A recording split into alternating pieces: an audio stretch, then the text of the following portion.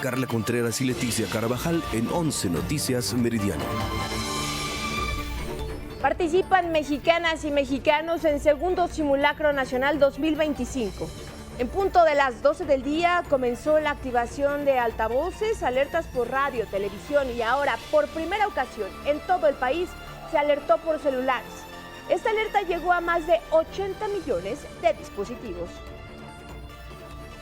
Alerta en la Ciudad de México funcionó en el 99% de los más de 27.800 altavoces de la capital del país, informa la jefa de gobierno, Clara Brugada.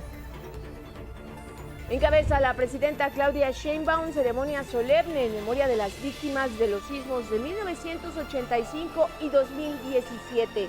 Nuestro cariño y abrazo a todos aquellos que perdieron un familiar en los sismos, resaltó en la conferencia. Fallece a los 77 años de edad Julieta Fierro, astrónoma, investigadora y divulgadora científica mexicana. La Universidad Nacional Autónoma de México confirmó la lamentable noticia. El Instituto Politécnico Nacional también está de luto. Fallece Giovanni Martínez Llanos. Él era estudiante del CECIT 7 y estuvo presente en la explosión de la pipa en Iztapalapa. Suman ya 25 personas muertas por esta tragedia y 21 más continúan hospitalizadas. Hernán B., presunto líder del grupo criminal La Barredora, pasa su primera noche en el altiplano. Tendrá su primera audiencia esta tarde. En el mundo, Israel cierra segunda vía de salida de la ciudad de Gaza que habilitó por 48 horas para obligar a personas palestinas a abandonar la ciudad.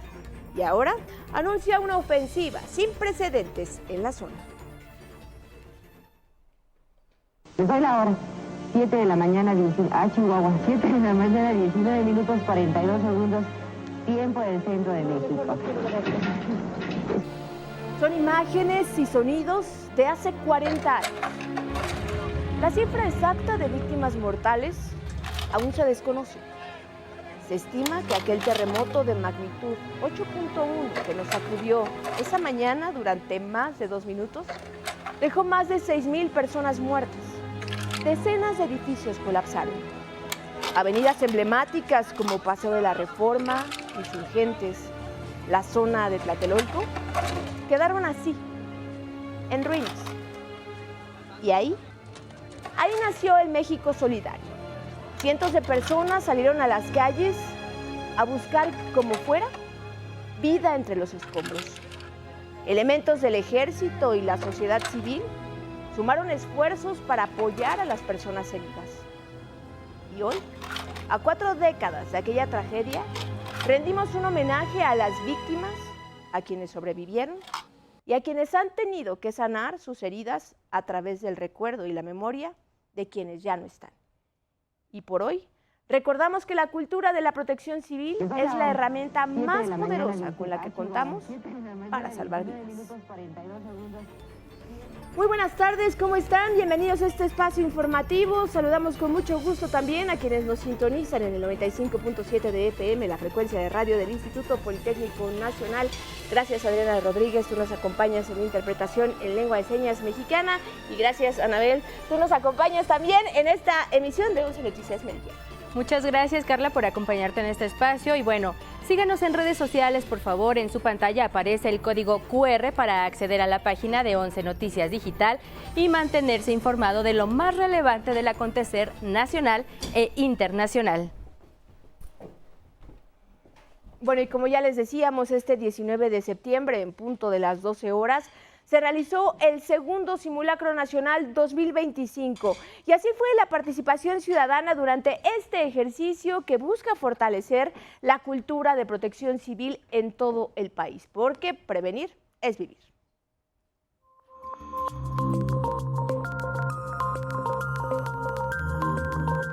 Las alarmas sonaron en punto de las 12 de este viernes, como parte del macro simulacro, cuya hipótesis fue un sismo de 8.1 con epicentro en Lázaro Cárdenas, Michoacán. El impacto sería perceptible en Guerrero, Jalisco, Ciudad de México, Colima, Oaxaca, Morelos, Estado de México, Guanajuato, Puebla, Tlaxcala y Veracruz. Sonó por otras emergencias, según las regiones de nuestro país. Por huracán en Campeche, Yucatán, Sonora, Quintana Roo y Baja California Sur. Por incendio urbano en Durango, Nuevo León, Guanajuato y Tamaulipas. Por tsunami en Baja California. Con el fin de sensibilizar a la ciudadanía a las catástrofes naturales y fortalecer la cultura de la prevención. La alarma también se activó en estaciones de radio y televisión pública y privada. Organizándonos y sabiendo dónde poder llegar en cada piso o nuestra área, todo perfecto. Y cumplir con todo lo que nos mandan los brigadistas. Además, por primera vez, en todo el país el mensaje de alerta llegó a unos 80 millones de celulares. Dependencias públicas y privadas, así como instituciones educativas, formaron parte del ejercicio. Pues yo lo vi bien planeado hasta eso. No hubo pánico por parte de los estudiantes, de mis compañeros, y se llevó a cabo de manera ordenada. Rompimos récord, la verdad es que hicimos un tiempo entre 1.18 y 1.20 en desalojar, evacuar los edificios.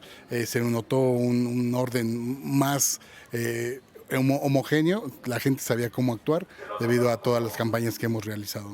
En la Plaza Comercial de Reforma 222 se trabajó de forma interinstitucional en el segundo simulacro nacional. 130 elementos de las Secretarías de la Defensa Nacional y Marina, así como Gestión Integral de Riesgos y Protección Civil, Seguridad Ciudadana y Salud Capitalinas y de la Cruz Roja, trabajaron en diversos escenarios hipotéticos, en los que tuvieron que entrar en acción los cuerpos de rescate. El escenario hipotético es obviamente el choque vehicular, que se quedaron atrapadas 2 personas que estaban limpiando vidrios y obviamente la gente atrapada en estructuras colapsadas, que en caso de sismo pues es el incidente que podríamos llegar a tener un poquito más complicado. Hicimos en una primera fase el rescate de 2 personas atrapadas, como si fueran unos limpiavidrios. Se hizo el rescate vertical, posteriormente del otro lado tuvimos la extracción vehicular. Se evacuaron alrededor de 4.200 personas, entre visitantes y personas trabajadoras de la plaza y del edificio de oficinas, incluidos algunos turistas extranjeros, que también participaron en el simulacro.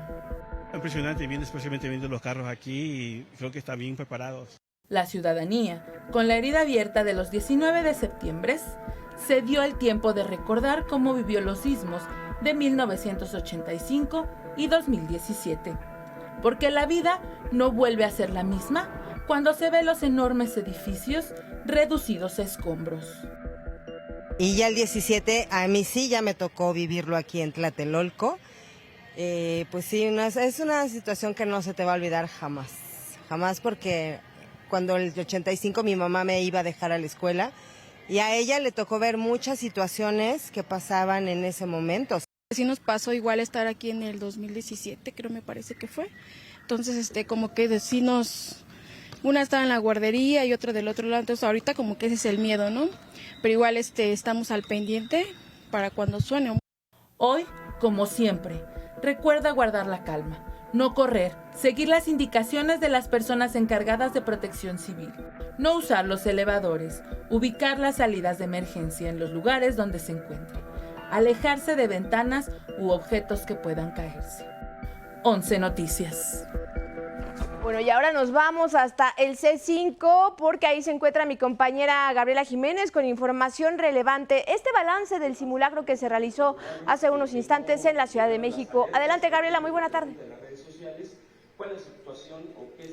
¿Qué tal, Carla? Muy buenas tardes. Un gusto saludarte a ti y a nuestro auditorio del 11. Como bien mencionas, nos encontramos en el C5 de la Ciudad de México, donde se está llevando a cabo esta presentación del balance de los resultados del segundo macrosimulacro nacional que se llevó a cabo este 19 de septiembre.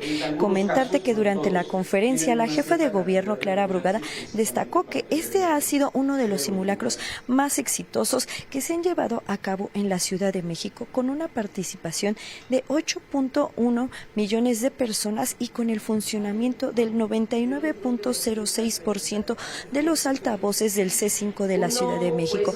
Pero veamos este balance que dio. ¿Tanto quedó?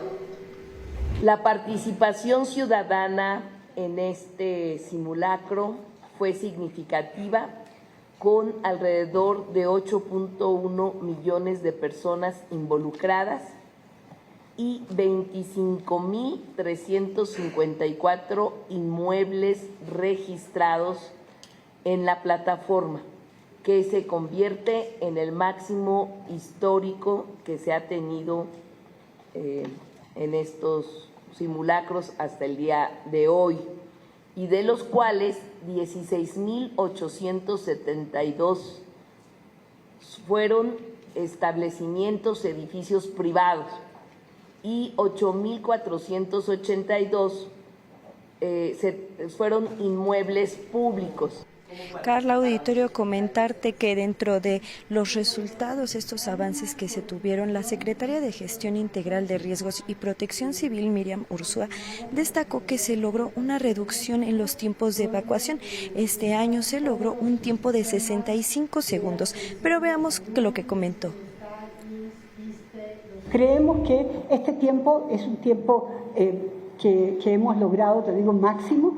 Sin embargo, creemos que estamos en los tiempos reales de evacuación en un sismo de este tipo, y también va a depender muchísimo de el epicentro donde esté y el tipo de sismo que tengamos en ese momento. Entonces creo que verdaderamente los tiempos de evacuación que tenemos en este momento son los mejores que podemos tener, lo cual no quiere decir que no sigamos haciendo los mayores esfuerzos por mejorar cada vez más. Carla, así es como se ha llevado a cabo este reporte. Yo me despido de ustedes con imágenes de mis compañeros Christopher Dávila y José Navarro. Muy buenas tardes. Gracias por el reporte, Gaby. Muy buenas tardes. Tras el macrosimulacro, el Comité Nacional de Emergencia se reunió para hacer evaluaciones de las acciones realizadas. A 40 años de este lamentable suceso, tenemos la convicción de que cada acción preventiva y cada esfuerzo institucional representan un compromiso con la memoria de las víctimas y que la prevención y la unidad son las mejores herramientas para proteger la vida de las personas. Por su parte, la Secretaría de Marina emitió la alerta de tsunami que afectaría a 11 estados del Pacífico y de inmediato se implementó el protocolo de emergencia para evacuar a 1.7 millones de personas. El Centro de Alerta de Tsunamis de la Secretaría de Marina, 3 minutos después de recibir la información del sismo por parte del Servicio Sismológico Nacional, emitió un boletín de alerta de tsunamis previniendo alturas de las olas de hasta 8.2 metros en Michoacán, 4.6 metros en Guerrero, 3.4 metros en Colima, 2.3 metros en Jalisco, 0.8 metros en Oaxaca y Chiapas, 0.3 metros en Baja California Sur. La hipótesis establecida se trata de un sismo de magnitud 8, localizado en 18 grados 11 minutos 24 segundos de la latitud norte y 102 grados 31 minutos 48 segundos de longitud oeste en Lázaro Cárdenas, Michoacán. En el escenario se establece que la sacudida hubiera sido severa en Michoacán, Guerrero, Jalisco y la Ciudad de México, fuerte y muy fuerte en Colima, Oaxaca, Morelos y Estado de México, y moderada en Guanajuato, Puebla, Tlaxcala y Veracruz. En punto de las 7 de la mañana, con 19 minutos, la presidenta Claudia Sheinbaum Pardo encabezó en la Plaza de la Constitución la ceremonia de izamiento a media asta de la bandera nacional en memoria de las víctimas de los sismos del 19 de septiembre de 1985 y de 2017, acompañada por los titulares de la Secretaría de Gobernación, Defensa Nacional, Marina, Seguridad y Protección Ciudadana, Cruz Roja, así como por la jefa de gobierno de la ciudad, Clara Brugada, y también la Coordinadora Nacional de Protección Civil, Laura Velázquez Alzúa. La mandataria federal guardó un minuto de silencio mientras la bandera de México fue elevada lentamente hasta quedar a media asta. El acto solemne estuvo acompañado por el toque de silencio interpretado por la banda de guerra militar en un ambiente de respeto y memoria hacia quienes perdieron la vida en ambos sismos. Un homenaje a 2 tragedias.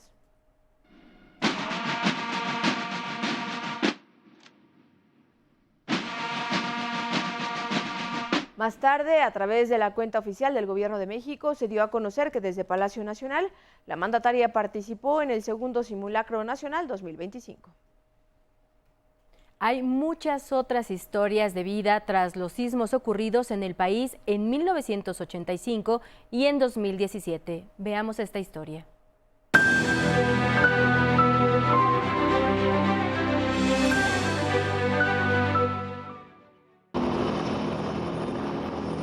desplomó completamente como si hubieran puesto una bomba, como si estuvieran enterrándose, ¿sí?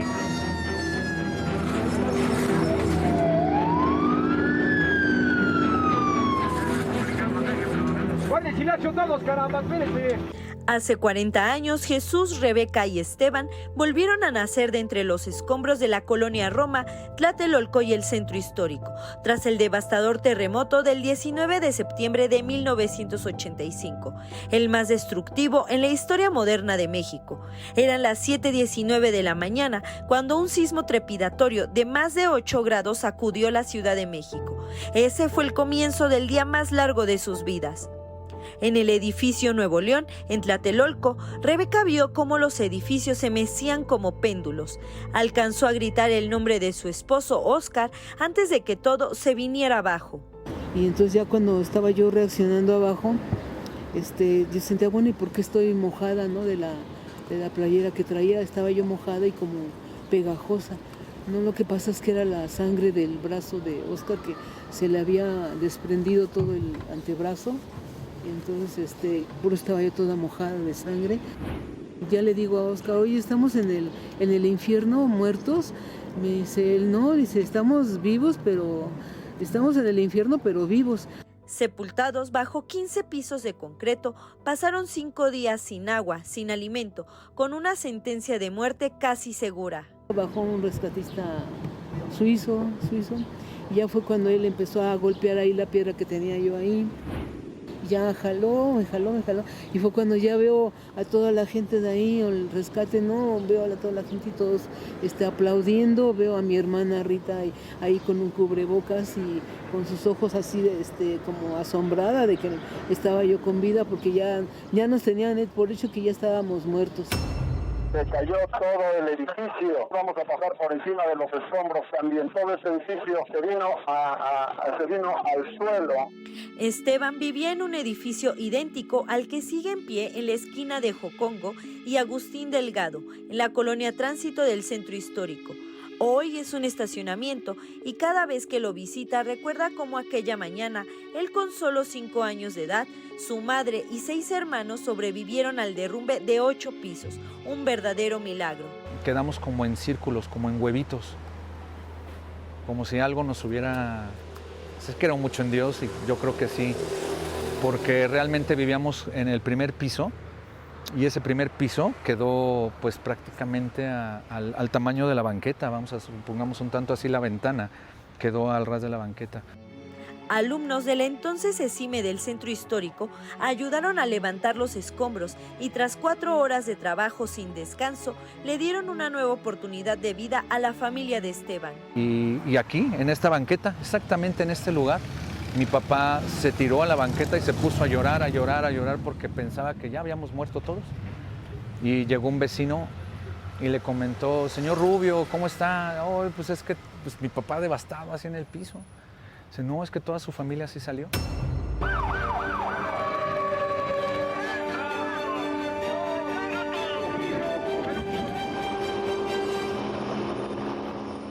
Pero no todos tuvieron la misma suerte. En la colonia Roma, la escuela de computación Datamex de 10 pisos colapsó junto al hogar de Jesús. Él logró salir, su padre no. Gracias a Dios también pude salir, porque me colé, ¿no? Por un espacio de las escaleras.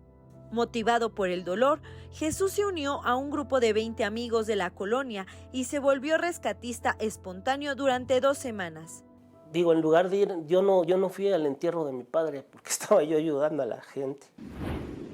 Otro vecino que tenía una tortería, su edificio también se cayó, su esposa, toda su familia completita.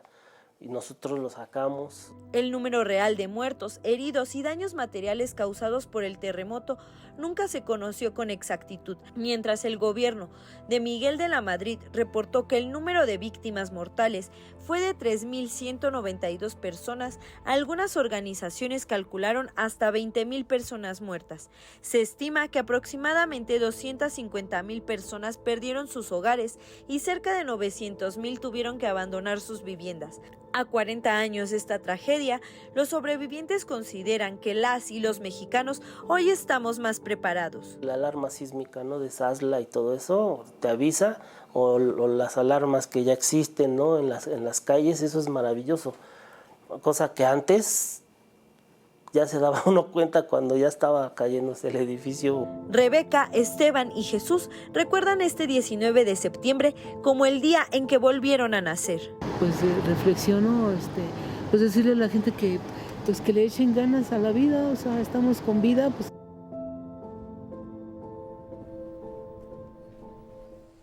Y hace 8 años la tierra de Nueva Cuenta se cimbró y el multifamiliar de Tlalpan quedó convertido en escombros y hoy pues está ahí una huella imborrable para los habitantes de esa unidad habitacional y varios inmuebles resultaron afectados por ese sismo de hace 8 años. María Fernanda Ruiz, tú estás en el lugar y tienes toda la información. Muy buena tarde, adelante. Un saludo a la audiencia de 11 Noticias. Para conmemorar 40 años del terremoto del 85 y 8 años del sismo de 2027, habitantes del multifamiliar Tlalpan participaron así en el simulacro nacional de este 19 de septiembre. La avenida Tlalpan se cerró y no hubo minuto de silencio, sino consignas por la lucha de vivienda digna y la reconstrucción. Hay que recordar que este sitio fue uno de los más afectados por los sismos del 2017, así lo recordaron sus habitantes. Yo creo que antes de esto para mí era una fecha conmemorativa, pero después de lo que pasó, para mí es así como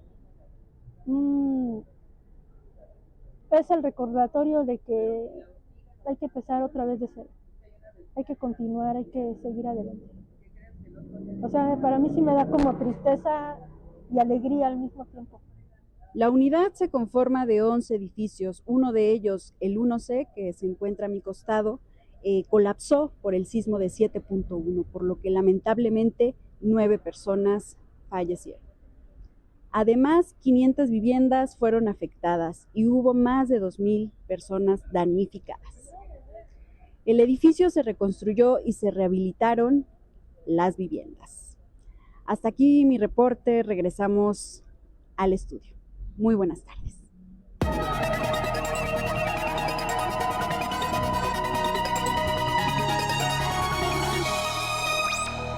Y vamos a hablar de ciencia con Itzel Gómez. Buenas tardes, Itzel.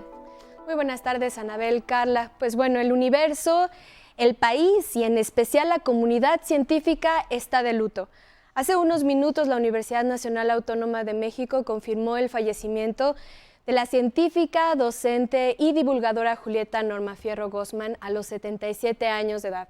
Nació en 1948 en la Ciudad de México, fue astrónoma y considerada una verdadera estrella de rock en la divulgación científica. Dedicó su vida a compartir por la ciencia, la pasión por la ciencia en el mundo. Su investigación se centró en la materia interestelar y también en el sistema solar. En los años 80 se inició como investigadora del Instituto de Astronomía de la UNAM.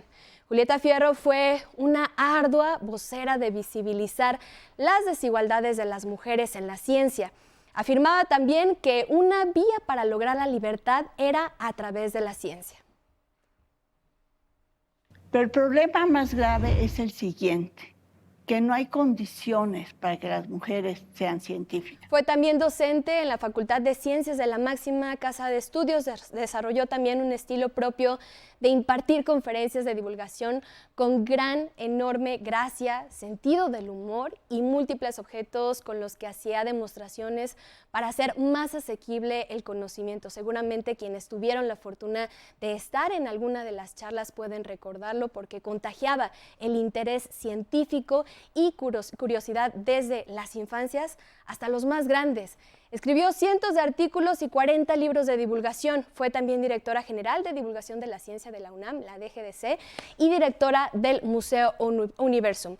Fue orgullosa colaboradora también de aquí, del Canal 11. Recibió 3 doctorados honoris causa, el Premio Kalinga de Popularización de la Ciencia, otorgado por la UNESCO, e ingresó a la Academia Mexicana de la Lengua. De hecho, el Politécnico Nacional reconoció uno de sus doctorados el 6 de noviembre del 2023. El director Arturo Sandoval Reyes fue quien le entregó la presea Lázaro Cárdenas.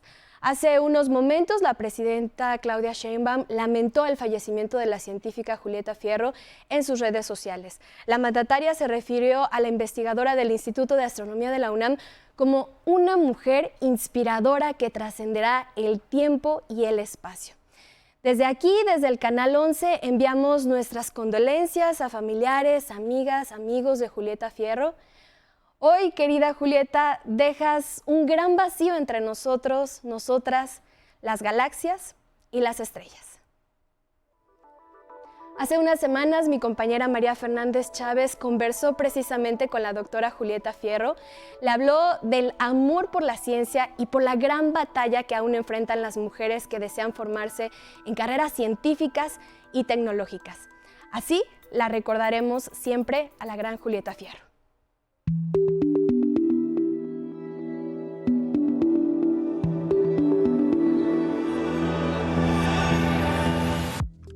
Hablando de estrellas, en nuestro país había una que sobresalía por su luz en la divulgación.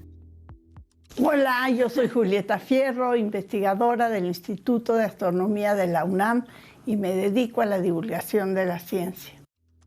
Julieta Fierro Gosman, una mujer amante de la física, astrónoma, autora de múltiples libros, artículos y apasionada de socializar la ciencia, levantó la voz para exigir que las mujeres tengan mejores condiciones de desarrollo y no se vean obligadas a decidir entre sus anhelos personales y su desarrollo profesional. Mientras no hay apoyo a las mujeres, por más ganas que tengan de ser científicas, cuando tienen que decidir entre ser mamás y ser científicas, en muchos casos prefieren ser mamás. Y por eso hay tantas mujeres que no siguen carreras como física, por ejemplo. A lo largo de los años, abrazó diversas causas. Pugnó por la legalización del aborto, guarderías para las infancias a cargo de mujeres trabajadoras, salarios y prestaciones para personas trabajadoras del hogar, y desde hace algunos años emprendió otra lucha. La lucha que sí estoy dando ahora es por la muerte digna, que creo que debería ser un derecho humano. Y el otro derecho humano que estoy tratando de promover junto con la Academia de la Lengua es el derecho humano a la lengua clara y comprensible. Sus aventuras se cuentan por decenas. Con entusiasmo, recordaba cuando en una feria de libro captó la atención de las infancias de una forma muy peculiar. Me puse a patinar con una rama, le puse estrellas y flores y listones, iba por un museo. Y claro, los niños empezaron a correr detrás de mí, las mamás detrás de los niños. Estuvo fantástico. Esta es una parte del libro que con un gran amor por la ciencia y con resiliencia escribió Julieta Fierro Gosman, quien además hace un llamado a las mujeres para que dejen de cargar el lastre de la inexistente perfección y el sobreesfuerzo en su desarrollo. No tenemos que ser ni perfectas científicas, ni perfectas amas de casa. Tenemos que tener vidas plenas, tener tiempo para nuestros niños, cuidarlos, quererlos. Hasta siempre, Julieta. Sigue volando entre las estrellas. Tu legado brillará por siempre y tus enseñanzas marcarán a las siguientes generaciones. Con información de Fernanda Chávez del Río, 11 Noticias. Les invitamos a que no se pierda la transmisión por Canal 11 de Conversando con Cristina Pacheco, Julieta Fierro, a las 15 horas. Y el próximo lunes a las 16 horas, Historias de Vida, Julieta Fierro. Hasta aquí la información de 11 Lab. Muchas gracias, Itzel. Muy buena tarde y ahora nos enlazamos hasta el Penal Federal del Altiplano. Gilberto Molina, tienes información sobre la audiencia privada del exsecretario de Seguridad Pública de Tabasco, Hernán B. Muy buena tarde, adelante. Hola, ¿qué tal, Carna? Anabel, muy buenas tardes. Efectivamente, nos encontramos aquí afuera del Altiplano en el día después del ingreso a este penal federal del exsecretario de Seguridad Pública de Tabasco, Hernán B. Hace unos momentos la Fiscalía General de esa entidad emitió un comunicado donde informa que solicitó al Tribunal Superior de Justicia de Tabasco que programe esta primera audiencia donde deberá comparecer Hernán B. También señaló que pedirá que se le vincule a proceso por los 3 delitos que le está imputando, y son asociación delictuosa, extorsión y secuestro exprés. Te comento, Carla, que aquí también hubo simulacro de sismo, sonó la alerta de este simulacro nacional 2025, salieron algunas personas al patio central y luego de unos minutos todo volvió a la normalidad. Pues bien, es lo que acontece las horas después del ingreso aquí a este penal federal de el exsecretario de Seguridad Pública de Tabasco, presunto líder de la organización criminal La Barredora, y donde deberá enfrentar las causas penales que se le imputan. Carla. Así es, Gilberto, muchas gracias por la información y pues tenemos que ir a un corte, pero seguramente estaremos enlazándonos contigo, Gilberto, para estar pues al pendiente de todo lo que ocurre allá en el altiplano, Anabel. Y también vamos a hacer una pausa, pero tenemos información relevante en torno a pues lo que ocurrió hace una semana allá en Iztapalapa. Lamentablemente ya ascendió a 25 el número de víctimas mortales y 21 personas más continúan hospitalizadas luchando por su vida. Y también tenemos más información internacional. En información internacional también vamos a conocer la salida forzosa de miles de personas en la Franja de Gaza, así como la explosión en el volcán Kilauea en Hawái. También tenemos más información de deportes, entrevistas y cultura, por supuesto, Carla. Así es, yo les invito a que continúen aquí en la señal de 11 Noticias, porque también tenemos una entrevista muy interesante con un experto en sismología del Instituto Politécnico Nacional, quien nos va a platicar precisamente de cómo es que se producen los sismos y qué estamos haciendo aquí en México para fortalecer nuestra cultura de protección civil. Así es que, como ve, pues tenemos aún muchísima información. Le invito a que siga aquí en 11 Noticias Meridiano. Hacemos una pausa y volvemos.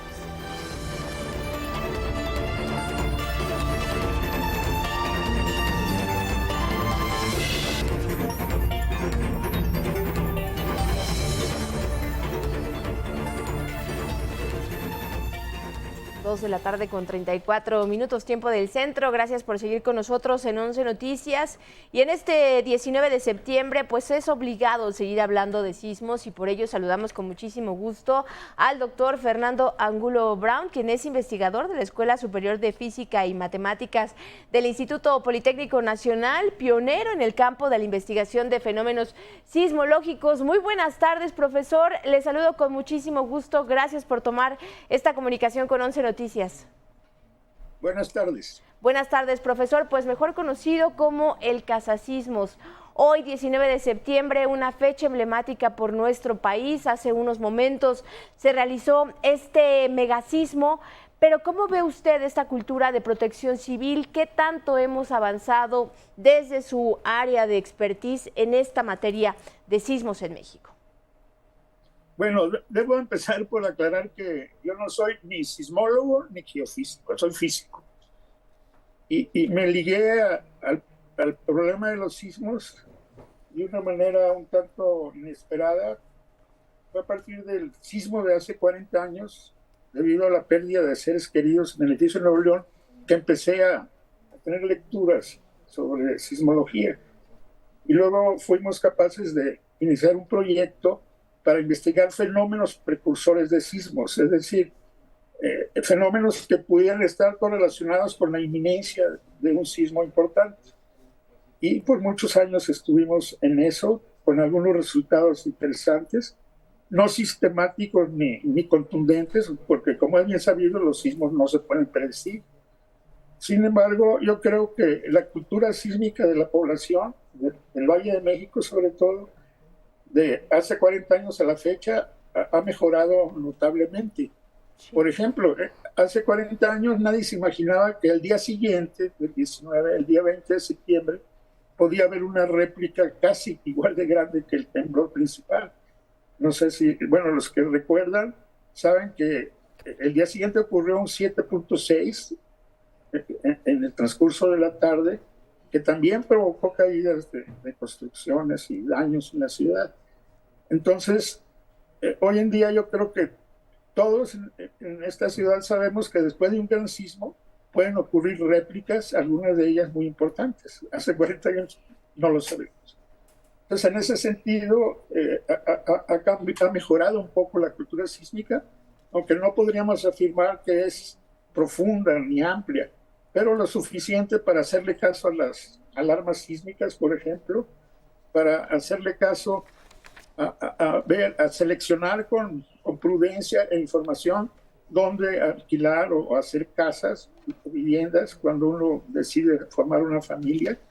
Ya el Valle de México está bien zonificado por investigadores del Instituto de Ingeniería y del Instituto de Geofísica de la UNAM en los distintos tipos de terrenos que hay en el valle. Eso es de suma importancia porque las consecuencias de un sismo dependen mucho de la interacción sismo-subsuelo. Entonces es vital saber en qué clase de subsuelo construimos nuestras viviendas.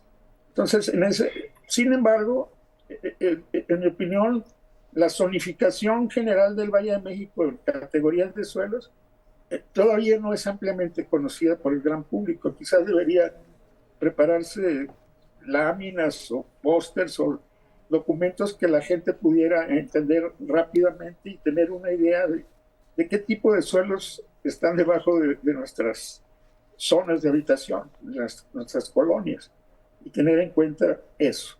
Muy bien. Uh-huh.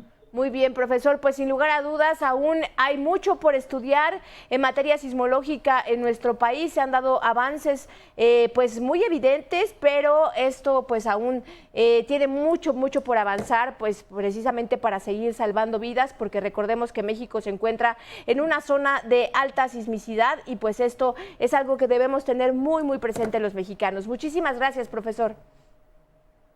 De nada. Gracias, muy buena tarde. Bueno, y agradecemos ahora que nos tome la comunicación a Salvador Guerrero Chiprés, quien es coordinador general del C5 de la Ciudad de México, para hablar del funcionamiento de esta alerta sísmica y de la importancia de los avances que cuenta el C5. Muy buenas tardes, Salvador Guerrero, ¿cómo estás? Te saludamos con gusto. Carla, Anabel, me da mucho gusto saludarlas a ustedes y a su audiencia, y quiero comentarles que acaba de concluir la conferencia de prensa encabezada por la licenciada Clara Brugada, la jefa de gobierno. Así es. Y me parece que los resultados son muy positivos en el contexto de la convergencia del objetivo, que era fortalecer cultura de protección civil, probar la interoperabilidad entre autoridades y, por supuesto, la capacidad de respuesta ciudadana. Y en lo que tiene que ver con la labor del C5 en concreto, hay que decir que hemos alcanzado un récord de positivo funcionamiento de todas los altavoces que hay en la Ciudad de México. Estamos hablando de un total de 27,887, y el resultado en el reporte que tenemos de hace unos minutos es que funcionó el 99.06%, es un récord histórico desde que hace 10 años el C5, después de que lo autoriza, indica el CIRES, la instancia especializada, pues difunde la alerta sísmica.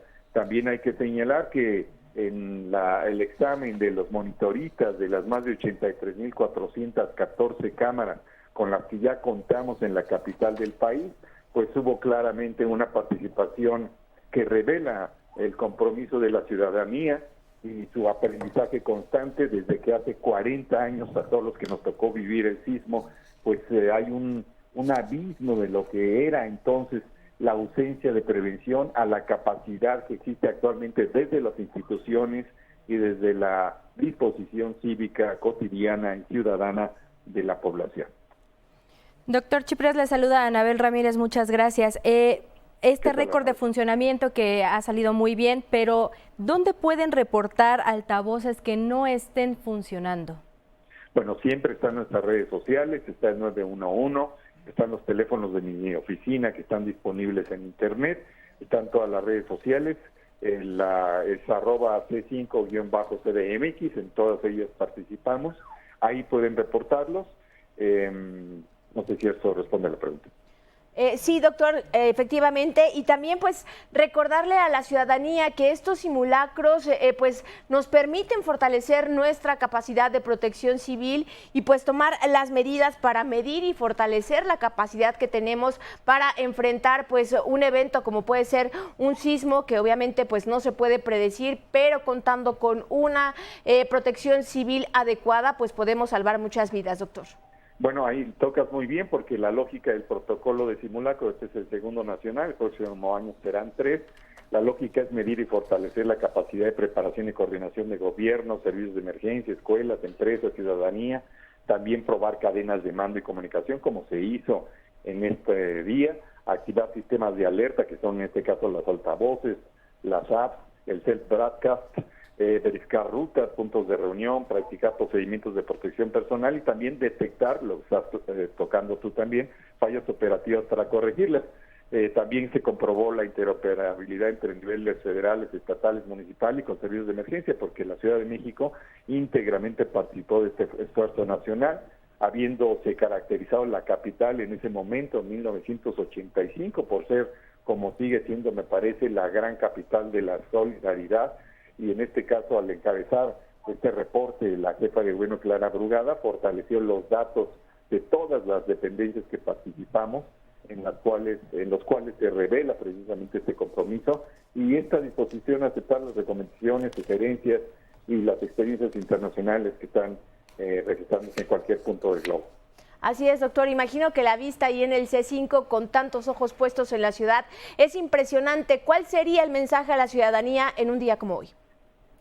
Bueno, a 40 años de distancia, insisto, los que tuvimos la oportunidad de participar de ese gigantesco proceso, hay que recordar que siempre la ciudadanía, en coordinación con las instituciones, puede salir adelante, pero particularmente cuando el pueblo, cuando la población revela su solidaridad, puede sustituir y mejorar los resultados como ocurrió en ese año que estaba ofreciendo el gobierno local y federal. Afortunadamente con el sismo se comenzó a derrumbar en 1985 todo un sistema político que estaba impidiendo la expresión popular y ciudadana y también que estaba inhibiendo el desarrollo de las instituciones. Y uno de los temas que lo demuestra es precisamente la inhabilidad entonces, de 1985, de responder apropiadamente a las expectativas de la ciudadanía y en particular para la atención de las víctimas y posteriormente para la reconstrucción de la capital nacional. Muy bien.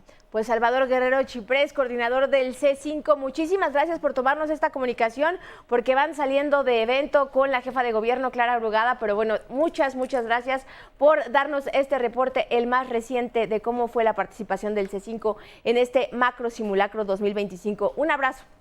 A sus órdenes, además. Hasta luego. Que esté muy bien, hasta luego. Ahora vamos con información sobre la explosión de la pipa en el Puente de la Concordia en Iztapalapa. De acuerdo con la última actualización de la Secretaría de Salud de la Ciudad de México, lamentablemente el número de personas fallecidas ascendió a 25. 21 continúan hospitalizadas y otras 38 fueron dadas de alta. Entre las personas fallecidas está Giovanni Martínez Llanos. Él era estudiante del CECIT 7. El Instituto Politécnico Nacional expresa sus más sentidas condolencias a la familia y a sus seres queridos. Descanse en paz. Oiga, ¿y qué tanto sabe sobre el amparo? Le preguntamos porque este recurso legal que toda persona puede interponer para proteger sus derechos y que está en la conversación pública debido a una iniciativa de reforma fue uno de los temas que se abordó hoy en la conferencia matutina, pero vamos a ver de qué se trata.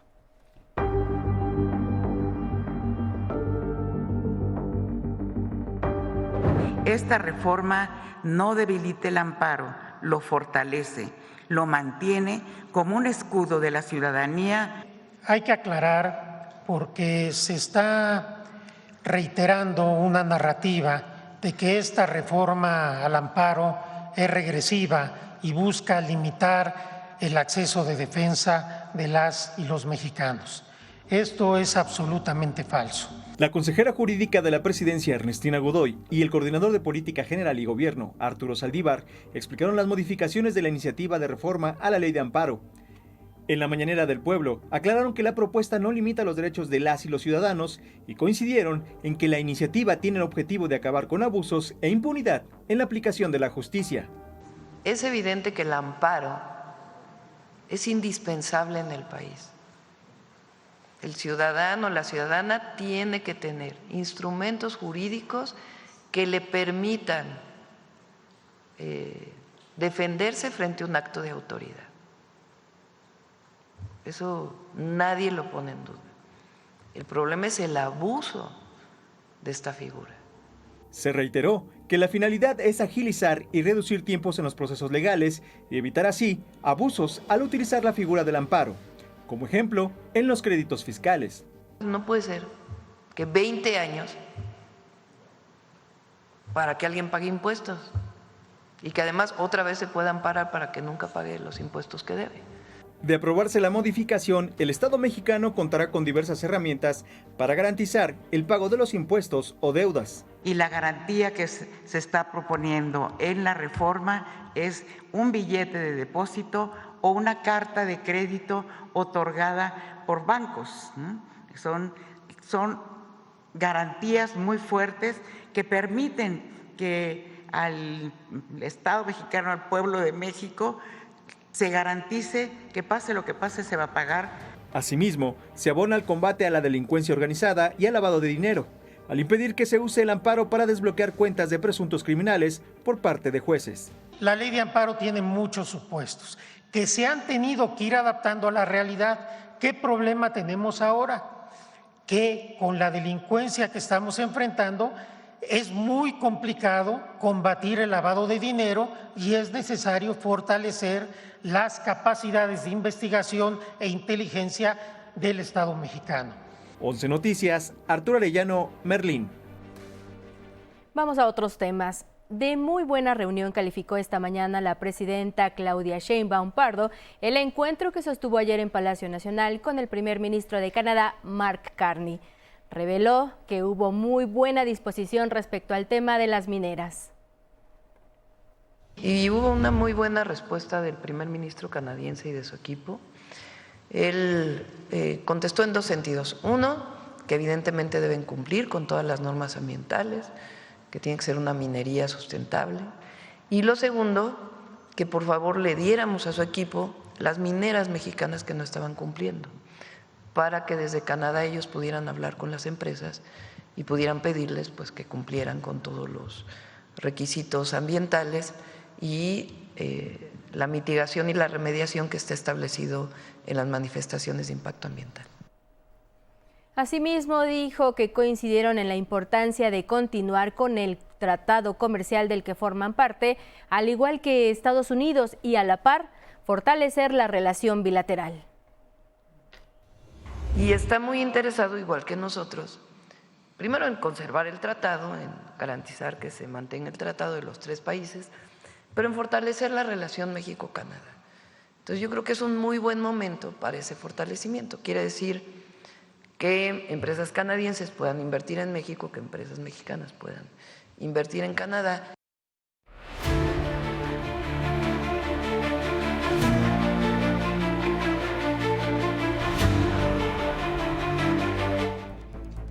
En información del mundo nos vamos hasta Hawái. Son imágenes nocturnas de la erupción del volcán Kilauea. Esto ocurrió este viernes.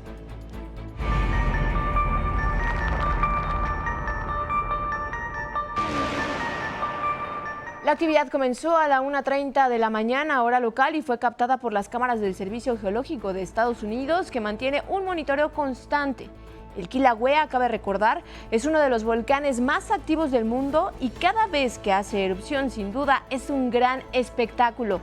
De 1983 a 2018 ha tenido varios eventos de este tipo de manera continua. Desplazamientos forzados en la Franja de Gaza marcan la invasión israelí en la ciudad de Gaza. El ejército israelí cerró la segunda vía de salida e intensificó los ataques por tierra, aire y desde el mar, advirtiendo que continuará operando con una fuerza sin precedentes contra el grupo Hamás. Gracias. Ya me lo bajo.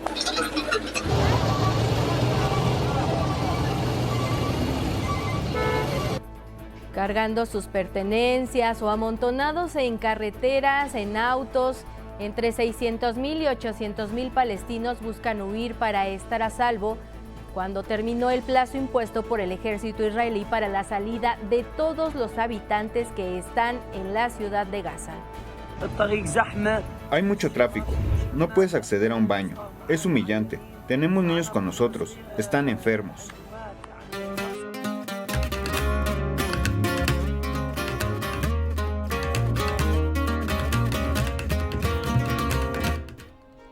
Y en la cultura hacemos un enlace hasta Puerto Vallarta, Jalisco. Allá te encuentras tú, Saraí Kempech, con la información de una masterclass previo a la entrega del Ariel. ¿Qué detalles nos tienes? Muy buenas tardes, Campechita. Adelante.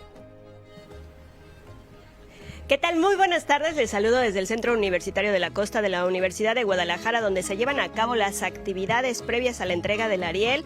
Hoy pudimos asistir a la masterclass de Joaquín Cosío. ¿Y qué les parece si les presento un fragmentito de lo que se dijo? No sufrir la película, no sufrir el rodaje. Esa es al menos mi premisa. Yo hago cine, hago teatro para divertirme, en el sentido más amplio y profesional de la palabra. Pero yo me divierto y me busco divertir. Comentar que en medio de esta conversación se llevó a cabo el simulacro nacional en el que participamos todos sin mayor problema. Y ahora nos vamos a regresar a la Ciudad de México porque mi compañero Mauricio Romo nos tiene una invitación para las últimas funciones de Ánimas.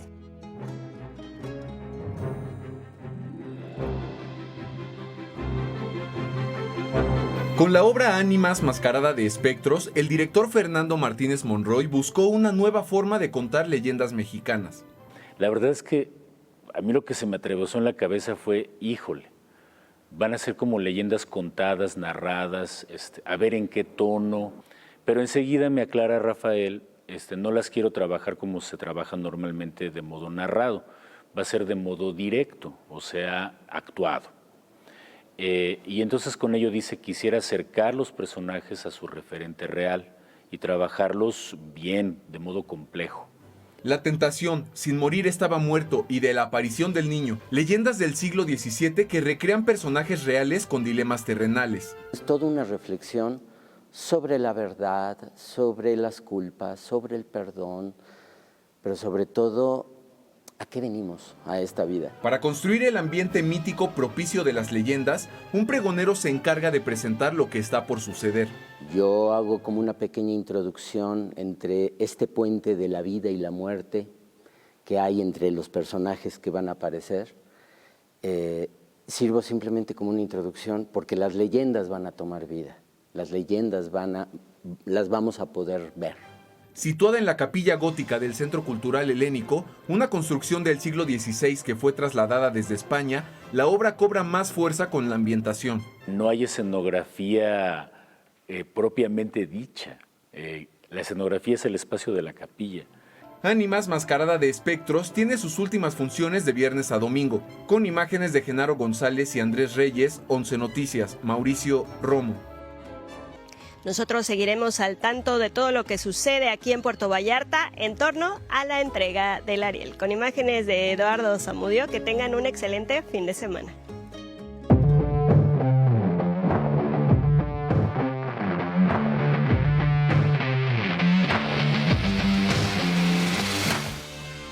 Y vamos a la información de los deportes con Naomi Rodríguez. Buenas tardes, Naomi. Anabel, Carla, muy buenas tardes. Finalizó la jornada 1 de la Champions League, que dejó 67 goles en los 18 partidos disputados. Ayer el Copenhague del mexicano Rodrigo Huesca se empató 2-2 ante el Leverkusen. El Club Brujas quedó 4-1 frente a Mónaco. Frankfurt goleó 5-1 a Galatasaray. Con doblete de Marcus Rashford, Barcelona finalizó 2-1 ante Newcastle. Y Manchester City dejó 2-0 a Napoli. La jornada 2 comenzará el martes 30 de septiembre. En más fútbol, esta tarde inicia la jornada 9 de la Liga MX correspondiente a la Apertura 2025. Cruz Azul abre la fecha recibiendo a Juárez, Necaxa se mide ante Puebla, Mazatlán se enfrentará ante Atlas y Tijuana frente a León. Mientras que en femenil, la jornada 12 de la Apertura arranca Querétaro ya eliminado frente a Pumas, que busca puntos para mantenerse dentro de la siguiente fase. Juárez recibirá en casa a las de Tigres, que continúan como líderes de la tabla. Nos vamos al emparrillado porque comenzó la semana 3 de la NFL y los Bills de Buffalo abrieron la jornada venciendo 31-21 a los Delfines de Miami. Comenzó el Proolímpico de patinaje artístico y su rumbo a Milano Cortina 2026 en Beijing, China. La dupla de danza rítmica conformada por Paulo Stanley y Seiji Urano se colocaron en el sitio 17 de la clasificación. Por su parte, Andrea Montesinos, que participa en el programa corto de patinaje, se colocó en la 10ª posición. Donovan Carrillo tendrá su clasificación esta noche en el programa corto. Esa fue toda la información deportiva, chicas. Muy bonito viernes. Muchas gracias, Naomi. Gracias, pues, Naomi. Bueno, nos vamos, Anabel. Terminamos así esta emisión recordando a la gran mexicana Julieta Fierro, quien lamentablemente falleció hoy a los 77 años de edad. Una gran mujer, gran científica mexicana que a través de sus libros, de su experiencia, supo llevarnos por viajes extraordinarios a través de los universos, de las galaxias. Supo llevarnos a la ciencia con un lenguaje y a través de un juego como si fuera de niños, y pues sin lugar a dudas dejará un gran vacío en la ciencia y en nuestro país. Descanse en paz la gran Julieta Fierro, y aquí la recordaremos. Conéctese aquí a las redes de 11 Noticias Digital. Gracias, Anabel Ramírez. Gracias, Carla. Gracias a todo nuestro auditorio y un saludo. Muy buena tarde.